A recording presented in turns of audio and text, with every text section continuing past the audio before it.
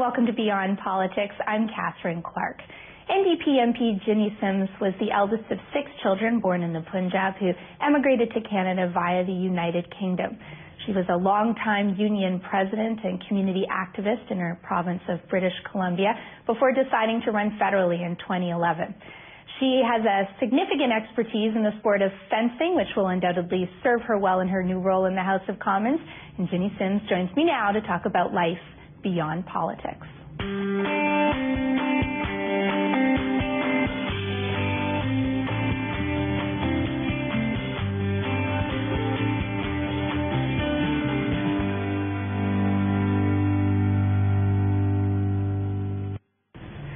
Jinny Sims, welcome to Beyond Politics. It's great to have you here. It's lovely to be here. You have had an interesting few months. I mean, you're what we would call a rookie MP, though by no means a rookie in life, but a rookie MP. You were elected in 2011 in the most recent federal election. What's it been like for you these past few months? Well, it's been a steep learning curve. And, as you know, I've done many different things in my life, including being president of the BCTF during a very, very intense period. And that's the Teachers Federation. Yes, that's BC Teachers Federation. But at the same time, whenever you take on something new, and being an MP is new, there is a learning curve. There's a learning curve learning about the new processes, learning your portfolios, and also there is a different way of operating. Like, for example, I now have 2 homes. Right. One here and one in back in my riding in Newton, North Delta. So, and it's sort of getting used to all that travel each week. But more than that, I think it's just learning the job of the MP, because it's way more than just the few minutes you spend in Parliament. It's doing your committee work. It's looking at some of the research. But it's also meeting with the different lobby groups and that come up here on the Hill. But the most rewarding is still back in the riding, when you're meeting with constituents, listening to their concerns, and going to events. And when you've actually been able to help someone, having that sense of accomplishment. But there's also a lot of frustrations to being a member of Parliament. Like what? Well, we're living in an era of a majority government, and I'm a history teacher, so I've studied parliamentary democracy and taught it for a very, very long time. And what I find frustrating is the number of times time allocation has been called on by the Conservative government. So how debate gets stymied and stifled. And I think for me that has been the most disillusioning about being a member of Parliament, is that the parliamentarians are not given due process and the time they need to debate critical issues. And do you think that had you known this substantially before you decided to run, that it would have affected your decision? I don't think so, because I ran to be a member of Parliament. One, because Jack Layton is a very persuasive guy, and 2, because I have children and grandchildren, and there's thousands of children I've taught over the years. And I ran because the face of Canada is changing so dramatically, and our reputation overseas, the way we treat people here at home, whether it's the elderly or whether it's the youth, whether it's our post-secondary education, and the gap between the rich and poor is growing. So when I looked at all of that, and along with that comes a little bit of a reaction against people who are a little bit different or who come from other countries. And I wanted to be part of building a Canada that my children and grandchildren could be fully included in, because this is their home, this is where they were born, both my children and my 3 grandchildren. And I think every child needs to feel that this is their country. And I didn't want, and I get emotional when I say this, I didn't want my grandchildren to pose a question to me when I'm in my 80s, to say, Mama, okay, so there weren't services for the elderly, healthcare was being undermined, education was being attacked. When all these things were happening, what did you do to stop some of that? And I did a lot of that when I was with the BCTF. So for me, when I'm here as a member of parliament, I always keep that in mind. What kind of a Canada is inclusive and has a space in it for all of us? And what kind of a world do we want to be remembered for? And, you get judged by how well we look after our elderly, how well we look after our children, our sick, and the most disadvantaged. And I would say that right now, Canada, with its highest ever poverty rate, and especially child poverty rate, and many seniors having to go to food banks to get food, to make ends meet, I think we have a lot of changes we need to make. So tell me how you became politicized and what it was that drew you into both a union environment but then also into politics in general. I think some of it has to do with my upbringing and my schooling in England. I come from a family that was quite diverse.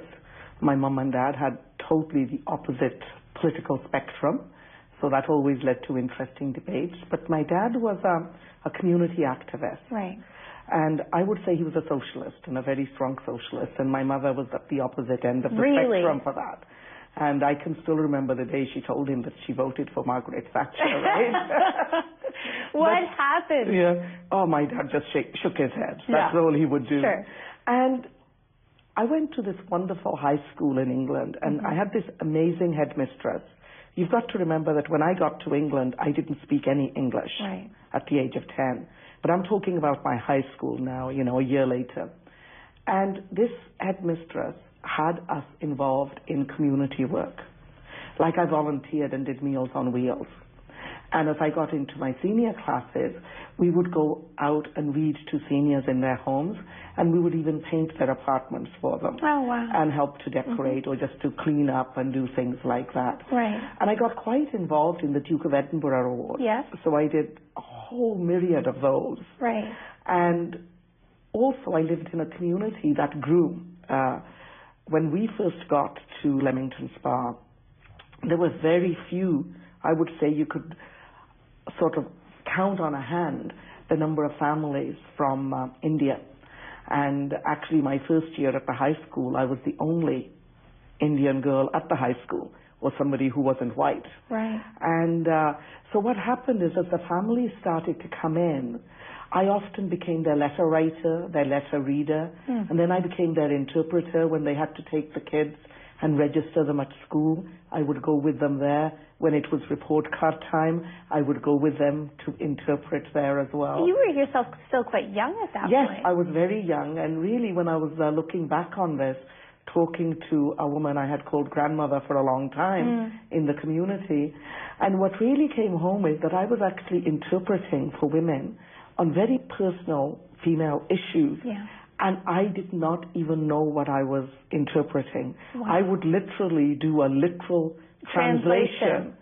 So when a woman was wanting to talk about the problem she was having with her periods, I would just say the monthly disease, because that's what the woman would say. Wow. And it's only when I became 16, 17 that you actually understood. I realized what they were talking about. And so because of that, I think my involvement in the community was huge. Yeah. And then later on, I ran youth clubs.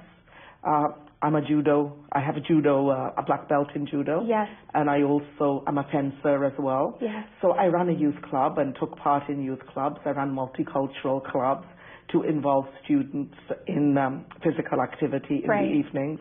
And then when I started to teach, it was just a natural extension. I did a lot of field trips, took students camping, inner city students who had never been to the countryside. And I remember taking a young man who learned how to read. His name was David Trotter. He was 16 when he was thrown into my class by the deputy headmaster who had him in the caning room. Wow. And he caned him caning room. He oh my gosh. caned him so much that this kid was just screaming. And I'll still remember the day he opened the door and said, "Mrs. Sims, I'm going to leave Mr. Trotter with you or I'm going to kill him," And I'm teaching Macbeth to a university preparatory class, my first teaching job. And this young man comes in, he kicks desks, he throws books around. Anyway, to cut a long story short, He ended up staying in my class because when the deputy headmaster came back, he found him sitting quietly for a few minutes. And then he said, Mrs. Sims, he will stay with you for the rest of the semester. Oh, lucky you. And what I found out when I talked to the young man at the end of the day is he'd had a very, very sad life. His mother was a prostitute. His dad was in and out of prison. They never stayed in one place for more than 1 or 2 nights because they never knew when the dad would be out and would come after them. And he was one of many children in that family. And but he didn't know how to read. So what I did is, after I taught my regular class, I would stay with him at the end of the day because he didn't want anybody else to know he couldn't read. And the day he learned to read, we both cried. Wow. And my promise to him was that the day he learned to read, I would take him on a trip and he could choose where he wanted to go. And he chose to go to the seaside. So I had to persuade my husband to get the car ready. And we were taking this young man who'd been in and out of juvie to the seaside. And you know, when I watched him at that beach, it was like taking a 2 or a 3-year-old. He just got soaked from head to toe. He would just played in that water like you wouldn't believe. And then I can remember when we came back, my husband saying, he's wet, what? We just drop him off. And I'm saying, no, he's coming home with us and we're going to get him changed. But then he'll know where we live. And I said, well, you know, then he will know where we live. Right. So I had the privilege of teaching many young men like that in the inner city schools in England. And it must have been it would have had a dramatic impact on you as a human being, too. It does. It makes you see a side of life that I've been very, very privileged that I've never experienced myself. Right. So when you see students like this, in England it was not unusual to get a phone call from the police at 11 o'clock at night because teachers have local parentis to say, we picked up so-and-so, one of your students, so do you want to come and get him? Wow. And you know, as a teacher, you'd just get in your car and you'd go and you'd get them released. Yeah. Just so that they could go home. Right. And so my activism in trying to fight some of the conditions these students lived in came very early. Because as a teacher, one thing I've learned is you can't ignore what's going on in society and be a good teacher. So I have to deal with racism, I have to deal with sexism, I have to deal with poverty, I have to deal with all the issues our students confront outside. So because of that, you have to get engaged. Yeah. And people call that political. So be it. So then you get politically engaged to impact public policy. And that's what brought me into the union. It was the social justice work. Yes. It was the work for women's rights. And it was once again bargaining. I was asked to go and be a resource person for maternity leave. And when I found out that men in those days, this was in the late 80s, actually had paid leave when their wives had babies, but the women had not even 1 day of paid leave. Fascinating. I was just so shocked. And it also came to mind that most of the bargainers had been men. And I can remember bargaining, and that time round, we actually got paid maternity leave for the first time into our collective agreement. And that kind of hooked me that if you really want to make change that's long and that's systemic, you actually have to get engaged in organizations and structures that exist. Now, do you think, were you more receptive to that idea also because from an early age you had also been exposed to the other side? I mean, a lot of households are one way. They are either very much committed to a social system and a government's involvement, or they are very much committed to less government and perhaps a more conservative approach. You had both in your house. You had a father who viewed things one way and a mother who viewed things another, and the discussion at the dinner table from either side. Did that help you to be able to see the other side of the issues? You know, the thing is, I don't ever remember my parents talking politics, except for that one time. That one time when your mother when my mother said, you know, when you told me to go and vote for Labour, I voted for Margaret Thatcher. And she was so proud of that. And but I think my mother, even though she had more of a background where her brothers were in business and her family was in business in England as well, She still has a very strong social justice. Yeah. That she's of that small c conservative. Right. You still have to look after those who can't look after themselves. Sure. But my father was absolutely a moving force in my development and in my belief system, and I still hold him as my mentor today. Right. So whenever I sort of look back and I have to make a key decision, I always think, okay, I go back to the time I was 16, 17, sitting up till 2 or 3 o'clock in the morning, talking with my dad after he'd had a couple of drinks, and just engaging in that debate and saying, okay, what would my dad have said then? Right. And that's what I go back to. But I think a lot of it is because I'm a teacher as well. Mm-hmm. And as a teacher, you can't ignore what happens in your students' lives. Sure. I really believe you cannot be a good teacher if the only thing you're doing is teaching a subject. Because we teach students, and every student is different. And so we have to look at what moves them, what impacts on them. And then I've had some wonderful mentors, women mentors in my life, like Linda Judo, a really dear friend of mine, who actually taught me a lot about the feminist movement and the fight that was had by women in the early days, which I was oblivious to while I was growing up. And my friend David Chitnovsky, who was the president of the BCTF before me, and he also taught me that in order to bring about change, you do have to build from the grassroots. And that's what I liked about the NDP and why I joined the NDP, is because for me it's about that grassroots, listening to the citizens first, because they're the ones who've got to determine the kind of democracy we have.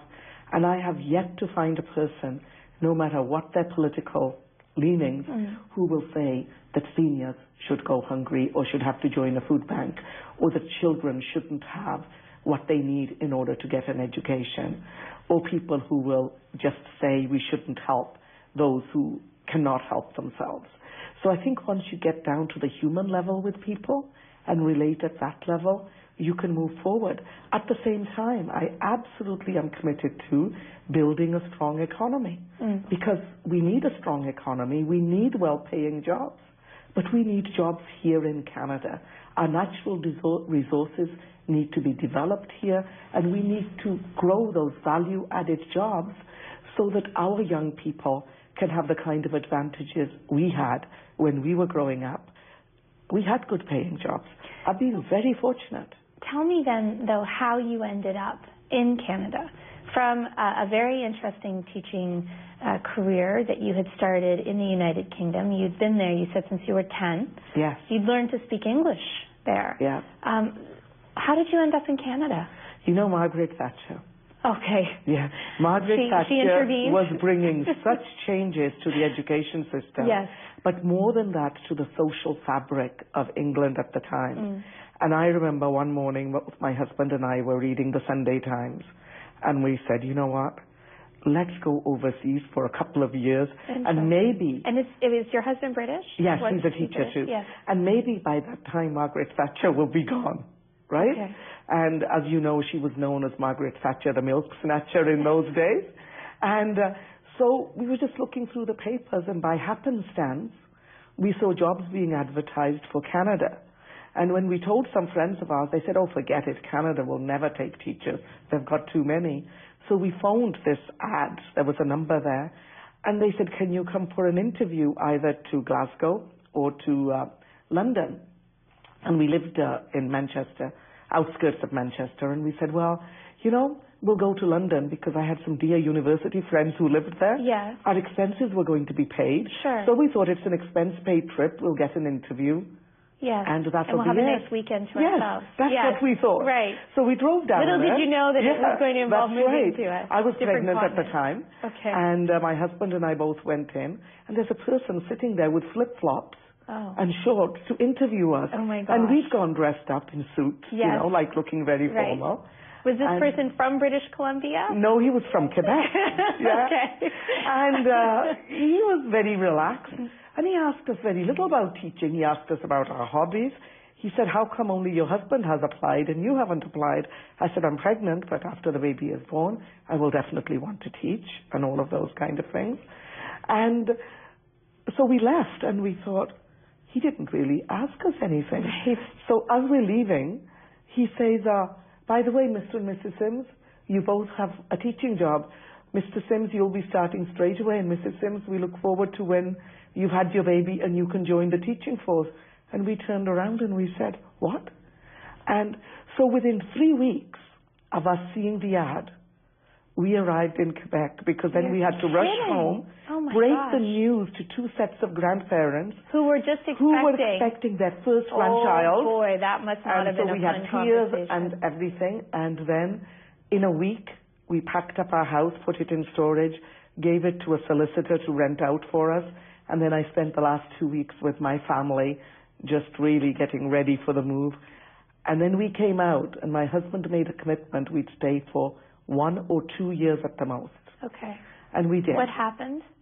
After 2 years, we did go back to England. Okay.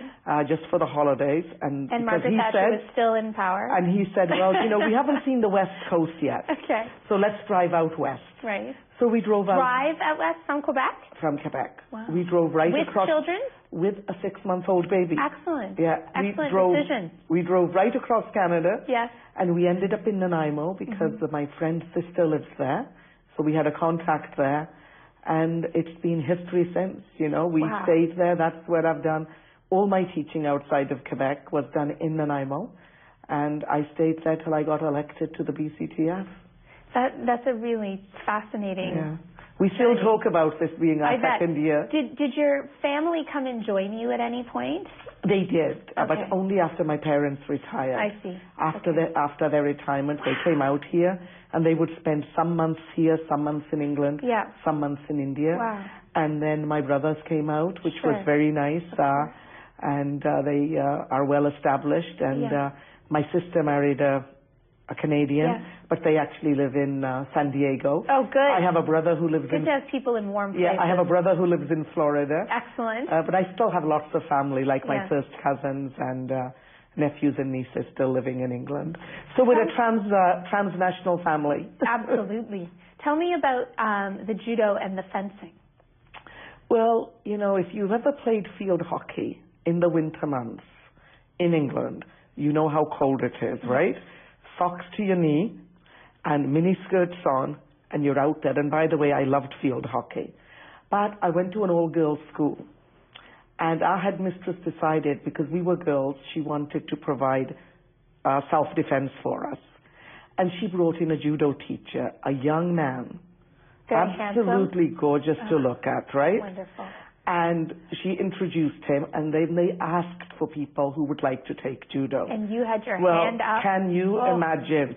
Every girl in that room had their hand up, even the ones who didn't know what judo was, right? And so I joined the judo club. Right.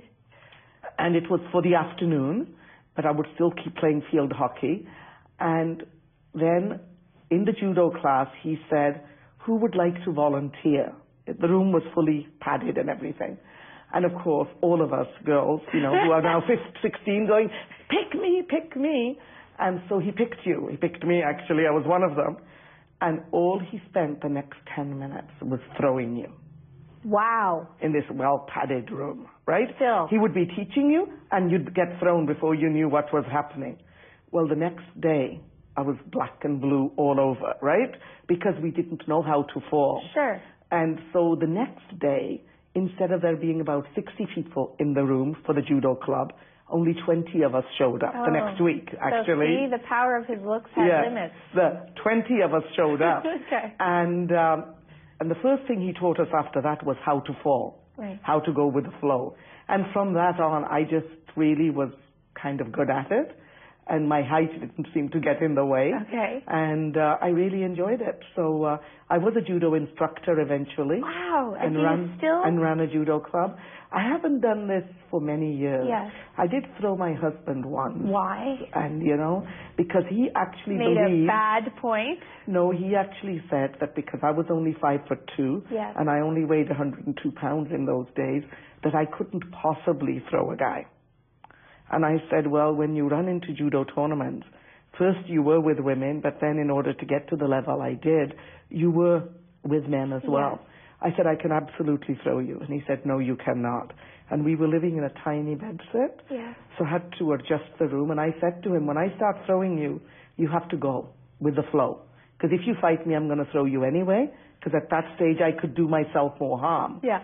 Well, he was your typical male. I threw him, I started to throw him, and he started to struggle right up there. At that choice, I had no choice but to throw him. Yeah. He didn't fall in the area we had prepped for him. Oh, great. He fell against the fireplace, and there was an electric fire. Barely missed his eye. Blood was gushing straight out, not even down. And we had to take him to emergency. The ambulance came, and I had to explain what had happened. And I still thank the stars that he did not lose his eye. I bet. Apparently, he was a hair's breadth away from having lost his eye. But your husband never messed with you again. And, well, he never questioned your judgment, ever. Let's just say that I've never had to use judo. Is that why he agreed to your career in politics? You know, I have to say that Steve has been one of my best friends. He has supported me in all my, as he called, shenanigans. When I went for the union in my local, he supported me then. Our children were very little. And then when I ran for the BCTF, he said, hey, if that's what you need to do. And about this political scene, I did sit him and my children and grandchildren down and had a discussion with them about it. And all of them were very, very supportive. And they said, you know what?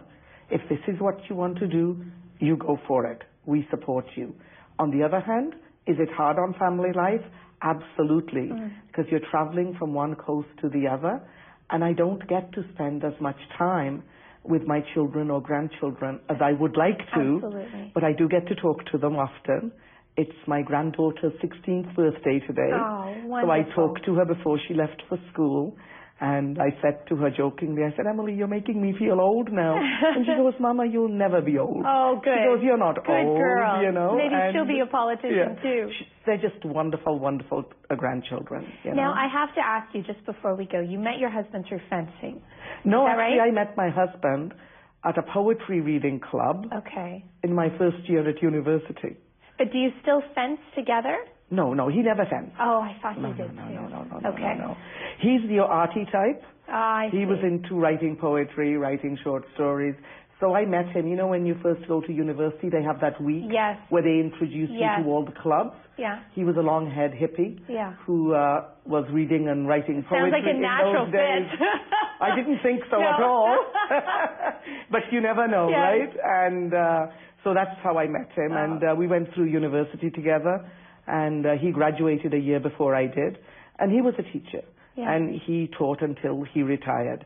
And he's been retired for a couple of years now. Well, you're lucky to have that support, and from your children and grandchildren, too. Yes. And I really appreciate that you would take the time out of what I know is a busy schedule to be here today. No, it's absolutely a pleasure. It's been delightful to learn about your life. Thank you.